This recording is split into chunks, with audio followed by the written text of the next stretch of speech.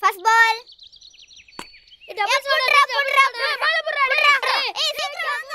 டேய் பால் டாய்லெட்ல விழுந்துச்சுடா.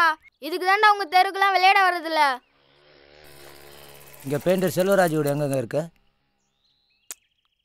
இப்படியே ஸ்ட்ரைட்டா போனீங்கன்னா ஒரு பெரிய சாக்கடை வரும். அதில் ரைட்டு திரும்பினா ஒரு பெரிய குப்பை மேடு இருக்குது. அதுக்கு பக்கத்தில் தான் ஒரு வீடு. தாத்தா இந்த பசங்க வீட்லாம் குப்பை மேட்ல தான் இருக்கு. இவங்களுக்கு தெரியும், கூட்டு போங்க தாத்தா.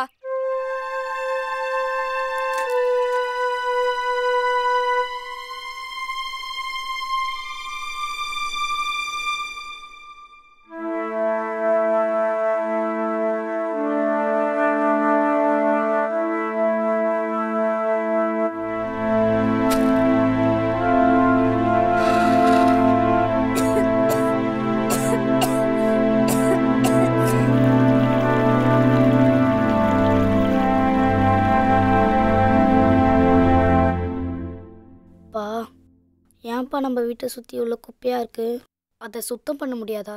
அதுக்கெல்லாம் நிறைய பணம் வேணும்ப்பா. போய் படிக்கிற வேலையை பாருப்பா. நம்ம சுத்தமா இருக்கிறதுக்கு காசு வேணுமா? நம்ம வீட்டு குப்பையை குப்பை தொட்டியில போட காசு வேணுமா? சொல்லுப்பா.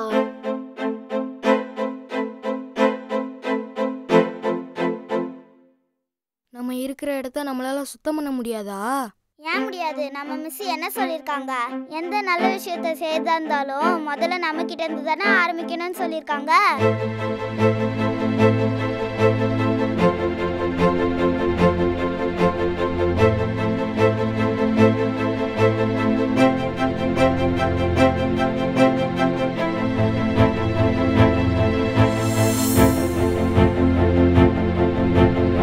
சார் இங்கே பெயிண்டர் செல்வராஜ் வீடு எங்கே சார் இருக்கு? இப்படியே ஸ்ட்ரைட்டாக போனீங்கன்னா ஒரு கால்வாய் ஒன்று வரும். அதுக்கு ரைட்டில் திரும்பினா ஒரு பெரிய பார்க் இருக்கு. அது பக்கத்தில் தான் ஒரு வீடு. Thanks sir.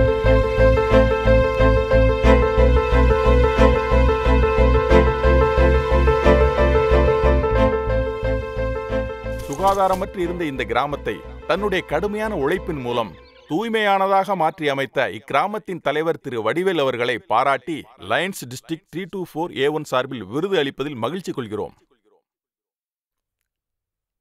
இந்த பாராட்டுக்கெல்லாம் நான் மட்டும் காரணம் இல்லை. இதுக்கு முக்கிய காரணம் என் கிராமத்து பசங்க தான். அவங்கள இந்த நேரத்தில் நான் மேடைக்கு அழைக்கிறேன். வாங்க.